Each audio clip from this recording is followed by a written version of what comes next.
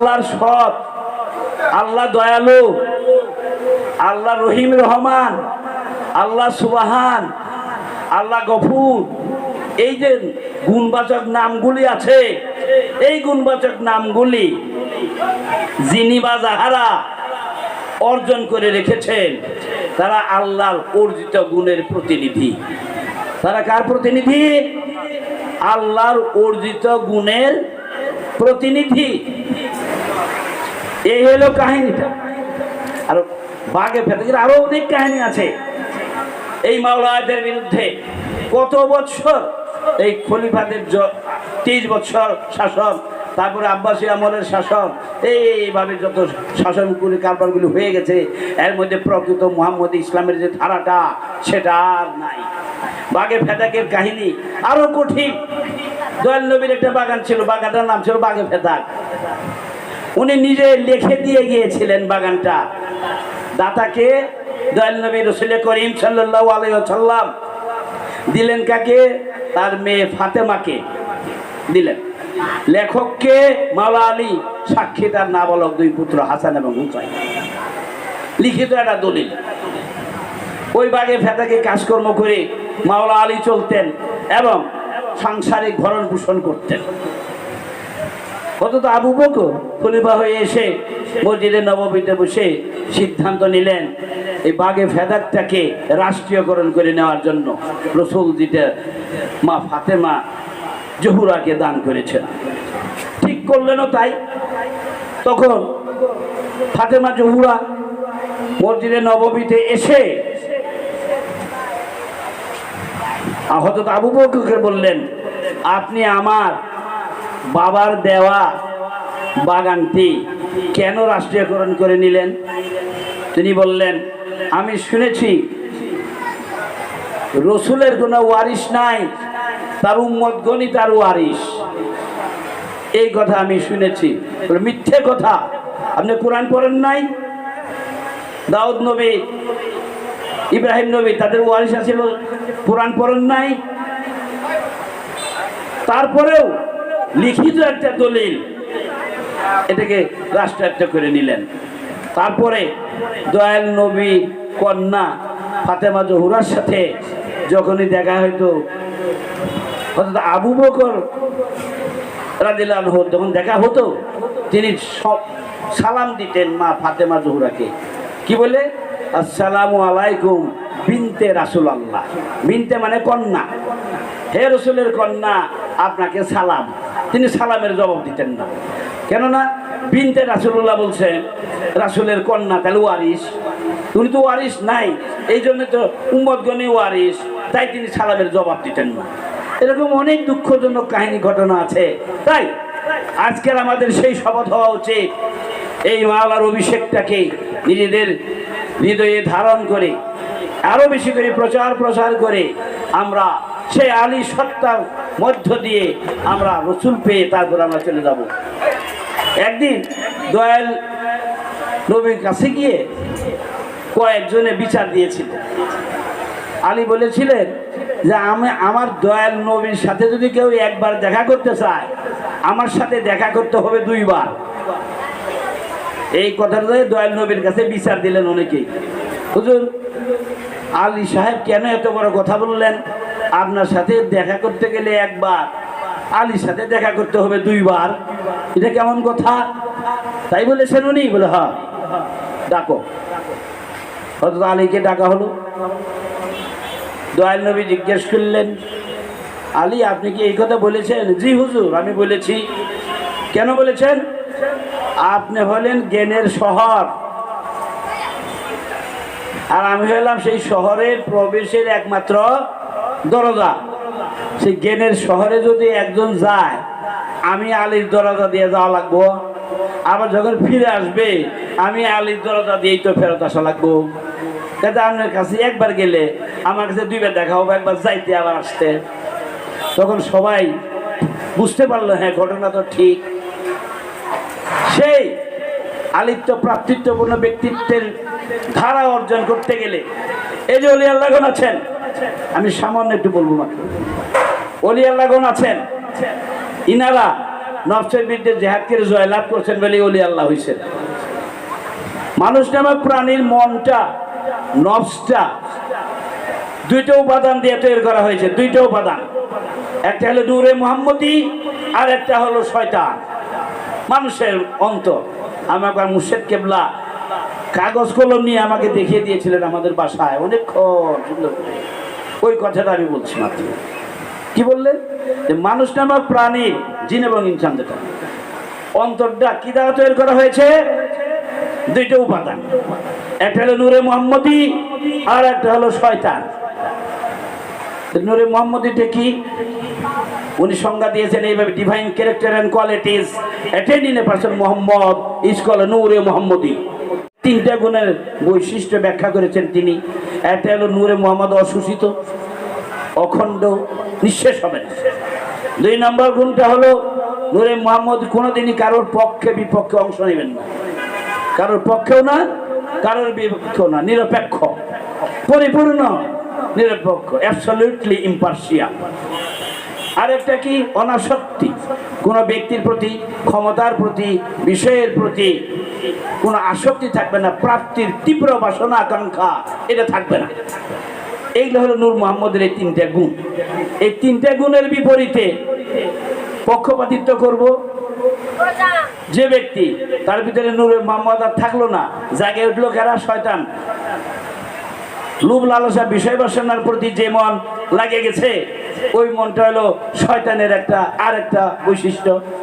কিন্তু আল্লাহ কোরআনে বলতেছেন, ফাইজা ক্বালাতাল কুরআন ফাস্তাইজ বিল্লাহি মিনাশ শাইতানির রাজিম, যে হে বিশ্বাসীগণ, আপনারা যদি কোরআন পাঠ করতে আসেন, ইবাদত করতে আসেন, আপনাদের ভিতরে শয়তানের যে বৈশিষ্ট্য আছে ওটা থেকে সরে এসে তারপরে আসেন। ফাইজা ক্বালাতাল কুরআন, যদি তোমরা কোরআন পাঠ করতে আসো, ফাস্তাইজ বিল্লাহ, সরে আসো, মিনা মানে হইতে শয়তানুর রাজিম। ওই যে অন্তরের মধ্যে, মানুষের অন্তরে কেটা বৈশিষ্ট্য, এটা নূরে মুহাম্মদ আর শয়তান। শয়তানকে সরাই দিয়ে তারপরে আসে কোরআন পাঠ করতে, ইবাদতে। তাহলে এখন আমরা শয়তানকে সাথে নিয়ে যদি ইবাদত করি, সেটা কি হবে? হবে না। আমাদের আলটিমেট এইম হচ্ছে নিজেদের ভিতরে নূরে মুহাম্মদীকে প্রতিষ্ঠা করা, শয়তানকে বিদূরিত করা। এখানে বলা হয়েছে, আমরা যে আউযুবিল্লাহ বিসমিল্লাহ বলি, আমি শেষ করবো 10-15 মিনিটের মধ্যে। আউযুবিল্লাহি মিনাশ শাইতানির রাজিম, বিসমিল্লাহির রহমানির রহিম। এই যে দুইটা আয়াত আছে, আয়াত দুটো কি? আউজ শব্দের অর্থ হলো আশ্রয় সন্ধান করা, to seek shelter, to seek shelter. আউযুবিল্লাহ, আমি কার আশ্রয় সন্ধান করি? আল্লাহ। আউযুবিল্লাহ, আল্লাহ। মিনা মানে হইতে শয়তানুর রাজিম, এর নাম হলো আউযুবিল্লাহি মিনাশ শাইতানির রাজিম। তাহলে আমি শয়তান থেকে মুক্তি পাওয়ার জন্য, ওই যে আমার অন্তরে দুইটা উপাদান আছে, বৈশিষ্ট্য। একটা হলো নূরে মুহাম্মদীর, আল্লাহ সত্তার সাথে যুক্ত, আর তার বিপরীতে শয়তানের সাথে যুক্ত। আমি ওই শয়তান থেকে রক্ষা পাওয়ার জন্য কার আশ্রয় সন্ধান করি, তালাশ করি? আল্লাহ। কি জন্য আল্লাহ তালাশ করি? আল্লাহর কাছে তো শয়তান যাওয়ার সুযোগ নাই। তাহলে আমার উদ্দেশ্য ভালো না খারাপ? ভালো। আউযুবিল্লাহ, আমি আল্লাহর সন্ধান করি, আশ্রয় তালাশ করি, মিনা মানে হইতে শয়তানুর রাজিম, শয়তান থেকে রক্ষা পাওয়ার জন্য। তাই বলা হচ্ছে, আমি যে শয়তান থেকে রক্ষা পাওয়ার জন্য আল্লাহর আশ্রয় তালাশ করি। আল্লাহকে কি দেখা যায়? আল্লাহ আকার না নিরাকার? আল্লাহ নিরাকার, কিন্তু গুণবাচক নামগুলি আল্লাহর সৎ, আল্লাহ দয়ালু, আল্লাহ রহিম রহমান, আল্লাহ সুবহান, আল্লাহ গফুর, এই যে গুণবাচক নামগুলি আছে, এই গুণবাচক নামগুলি যিনি বা যাহারা অর্জন করে রেখেছেন, তারা আল্লাহর অর্জিত গুণের প্রতিনিধি। তারা কার প্রতিনিধি? আল্লাহর অর্জিত গুণের প্রতিনিধি। তারা আল্লাহর স্বভাবে স্বভাববান মানুষ।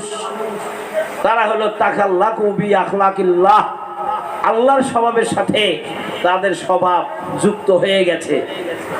এই জন্য যে ব্যক্তি মানুষ আল্লাহর স্বভাবে হবেন, তিনি আল্লাহর বদলে আল্লাহর প্রতিনিধিত্ব, ট্রু রিপ্রেজেন্টেটিভ অফ আল্লাহ হবেন। সেটা কিভাবে? আমাদের আল্লাহর আশ্রয়স্থল কোথায়? আল্লাহর আশ্রয়স্থল 7 আসমানে পাবেন না। আল্লাহ যে মানুষের মনে আশ্রয় নেন, ওই মানুষের মনটাকে বলা হয় আরশে আল্লাহ। আরশ মানে সিংহাসন, যে সিংহাসনে আল্লাহ বসে, ওই সিংহাসনের নাম কি? আরশে আল্লাহ। জিন এবং মানুষের মন ছাড়া প্রকৃতিতে যত কিছু হচ্ছে, সব কিছু প্রাকৃতিক নিয়মেই আল্লাহর পবিত্রতা প্রকাশ করতেছে। এতে কোনো ব্যত্যয় নাই। শুধু কার মন ছাড়া? জিন এবং ইনসান, মানুষের এবং জিনের মন ছাড়া। এই মনের মধ্যে আল্লাহর বিশেষ হুকুমত আছে। হুকুমতটা কি? আমার মুর্শিদ কেবলা, যিনি ইংরেজি সহ কোরআনের 4 খণ্ডে তাফসীর করেছেন, আমাদেরকে নিয়ে খুব অনুশীলন করিয়েছেন। বলেছেন তিনি সূরা হিজরের 87 নম্বর বাক্যে একটা ব্যাখ্যা আছে, ওয়ালাকাদ আতাইনাকা সাবা মিনাল মাসানি ওয়া আল কুরআনাল আযীম। এই মানুষ নামক প্রাণীদের দেহ আছে, এই দেহের বাইরে তার কোনো ইবাদত নাই। এই দেহের মধ্যে 7টা অর্গানিক সিস্টেম যুক্ত করে দেওয়া আছে। চক্ষু, কর্ণ, নাসিকা, ত্বক, জিহ্বা, এই 5টা দেখা যায়, কথা আর মন দেখা যায় না। এই দেহের মধ্যে চোখ 2টাতে দেওয়া আছে। এই চোখ বন্ধ করলে আর দেখার কোনো সুযোগ আছে না? এটা দেখে কান দিয়ে, কানের ছিদ্র দিয়ে 2টা বন্ধ করলে শোনা যাবে? নাকের দিয়ে ঘ্রাণ নেই, নাক বন্ধ করলে কান দিয়ে ঘ্রাণ পাওয়া যাবে না। জিহ্বা দিয়ে আমরা স্বাদ নেই, এটা একটা পাওয়ার আছে এদের। জিহ্বা ছাড়া স্বাদ নেওয়ার জায়গা আছে? মুখ দিয়ে কথা বলা, খাওয়া দাওয়া ছাড়া আর কোনো জায়গা আছে কথা বলার, খাওয়ার? নাই। মাথা দিয়ে চিন্তা ছাড়া পা বা হাতে কি চিন্তা করতে পারবে? না। গরম না ঠান্ডা চামড়া ছাড়া অনুভব করার সুযোগ আছে?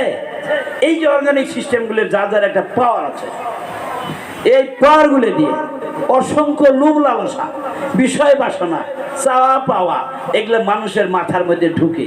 এগুলোর নাম হলো দরজা, এন্টিনা। তাই ওই আয়াতের ব্যাখ্যা দিতে গিয়ে সদরুদ্দিন খাজা বাবা কেবলাদান বলেছেন আমাদেরকে, ওই অর্গানিক সিস্টেমগুলোর ভিতরে আপনারা পহরাদার বসান। আপনি কানে কি শুনেন, শুনি ও মাথার মধ্যে যেন জমাকৃত না থাকে। চোখ দিয়ে যা দেখেন মজা লাগা গেছে গা, ওইটা মাথার মধ্যে জমা রাখছেন, তা চলবে না। এই যে পাওয়ারগুলিকে আপনি সিজ করে নেবেন, যখনই আসবে তখনই দেখবেন, দেখে দেখে এর যে মুহ আছে, মুহ কালিমা আছে, এটাকে আপনি সরাইয়ে দিবেন। এই জন্য নফস শুদ্ধি প্রাপ্তি ব্যতীত ওলি আল্লাহ হওয়ার সুযোগ নাই। তাই যে ব্যক্তি মানুষটার মনের মধ্যে ময়লা আছে, কি আছে? ময়লা।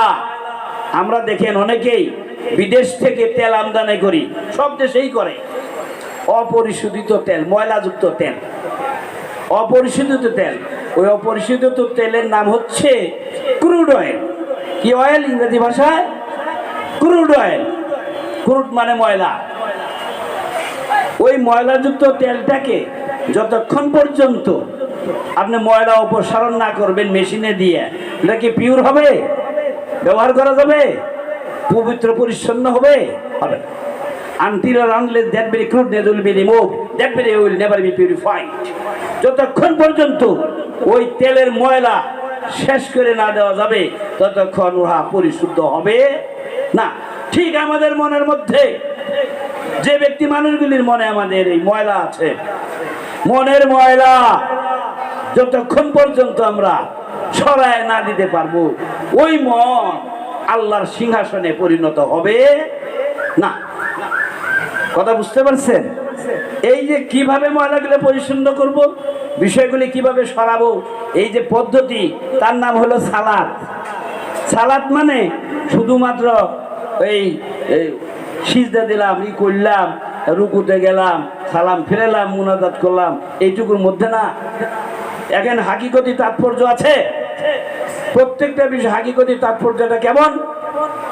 আমার মুর্শিদ কেবলা দয়াল বাবা আমাকে রীতিমতো বলেছেন এবং তার পুস্তক নিয়ে দেখিয়ে দেখিয়ে বলে দিয়েছেন।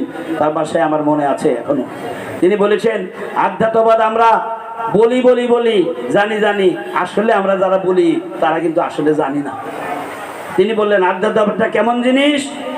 আধ্যাত্মবাদ হচ্ছে এমন একটা, তিনি ইংরেজিতে একটা সংজ্ঞা দিলেন তখন, every external affair of a matter as a corresponding condition or conception of the mind. এই কথাটা তিনি বললেন। প্রত্যেকটা বাহ্যিক জিনিসের সাথেই অন্তরের বা আত্মার একটা সংযুক্তি আছে, ওই আত্মার সংযুক্তির অংশটুকুর নামই আধ্যাত্মবাদ। যেমন আমি সংক্ষেপে তাড়াহুড়া করে বলতেছি তো, এটা অনেক সময়ের ব্যাপার। আমি ধরেন নামাজে গিয়ে রুকুতে গেলাম, রুকুতে গিয়ে আমি হাত দুটো হাঁটুতে দিলাম। আমরা বলে থাকি, শুনে থাকি যে রুকুটা হচ্ছে সেজদার একটা পূর্ব প্রস্তুতি অবস্থা, প্রিপারেশন অফ সেজদা। আসলে এটা সম্পূর্ণ তা নয়, এর হাকিকতি দিক আছে, আধ্যাত্মবাদ আছে। আমি অর্ধ রুকুর আগে সিজদার আগে রুকুতে গিয়েছি, মানে কি আমার জীবনের কার্য পরিধিকে আমি দুইটা ভাগ করব। একটা ভাগ আমি চাকরি করি, আমি ব্যবসা করি, আমি সংসার ধর্ম পালন করি, হাল গৃহস্থী করি, এই যে আমি করি, শেষ করি, হ্যাঁ শেষ করছি, এখনই শেষ করে দিচ্ছি। এই যে আমি করে দিচ্ছি, এটা হলো আমার একটা অংশ। আর বাকি অংশটুকু পারিবারিক কার্যক্রম থেকে দূরে থেকে আমি মুক্তির জন্য একটু নিজেকে নিয়োজিত করলাম, এই অংশটার নাম হচ্ছে আমার মুক্তির দিক। তাহলে রুকু মানে কি? আমি সংসার ধর্ম পালন করতেছি সহি সালামতে, আবার আমার মুক্তির জন্য কার্যক্রম, আমাদের ময়লাগুলি সরানোর জন্য চেষ্টারত আছি। কোরআনে আছে তোমরা রুকুকারীদের সাথে রুকু করো, অর্থাৎ সংসার ধর্ম পালন করো, আবার বাকি সময়টা মুক্তির জন্য নিজেকে নিয়োজিত রাখো। এটা রুকুর, এটা হলো আধ্যাত্মবাদ। আর আমি যখন সিজদায় রত, সংসার ধর্ম থাকে না, আমি সম্পূর্ণ তার হালে পড়ে গেছি। ঠিক এমনটি ভাবে আমি দুনিয়া অংশটা যখন ত্যাগ করতে পেরেছি। এই সালাদ শব্দের অর্থ কি? সালাদ is a method to know the style of নফস attains for nearness to God. আমার আত্মশুদ্ধির জন্য, নফসকে পরিশুদ্ধ করার জন্য আমি যে প্রচেষ্টা নিচ্ছি, এই প্রচেষ্টাটার নাম সালাদ। যখন এই দুনিয়ার ময়লা মন থেকে সব সরে গেছে, তখন হয়ে গেছে জাকাত, bracketing of the mind from all source of matter attachment. আমার মন যখন ময়লা মুক্ত, হৃদয় মস্তিষ্ক ময়লা মুক্ত, ওই ময়লা মুক্ত মন আরশে আল্লাহ, ওই জায়গার মধ্যে গিয়ে কার বসতি? আল্লাহর বসতি। তখন ওই ব্যক্তি মানুষটা আর সাধারণ মানুষ না, তিনি আল্লাহ আলা হয়ে গেছেন। তাই কোরআনে আছে সূরা বাকারা 115-তে, ওয়াল্লাহুল আশরিকুল মাগরিবি ফাইনামা তাআল্লু ফাসাম্মা ওয়াজহুল্লাহ। যে ব্যক্তি মানুষটা অন্তরে আল্লাহ বসতি স্থাপন করেছে, তিনি আল্লাহ চেহারাওয়ালা হয়ে গেছেন। হাদিসে কুদসিতে আছে, হাদিসে কুদসিতে আছে, হাদিসে কুদসিতে আছে, ওই ব্যক্তি মানুষটা মাথা আমি আল্লাহর মাথা, ওই ব্যক্তি মানুষের হাত পাও আমি আল্লাহর হাত পাও, ওই ব্যক্তি মানুষটা চলন ধরন আমি আল্লাহর চলন ধরন, ওই ব্যক্তি মানুষের কথন আমি আল্লাহর কথন, ওই ব্যক্তি মানুষটা আল্লাহর সত্যিকারের প্রতিনিধি।